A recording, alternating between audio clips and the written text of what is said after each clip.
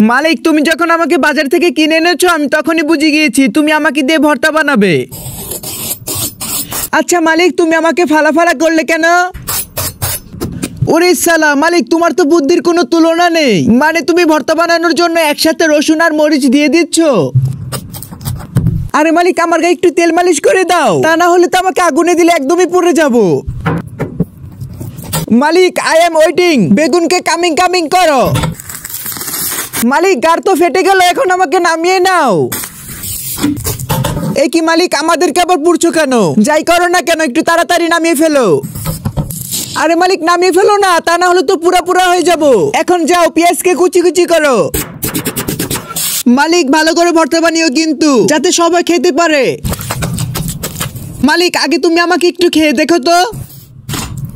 আরে বন্ধুরা, তোমরা এখনো তাকিয়ে আছো? তাহলে একটা লাইক দিয়ে দাও।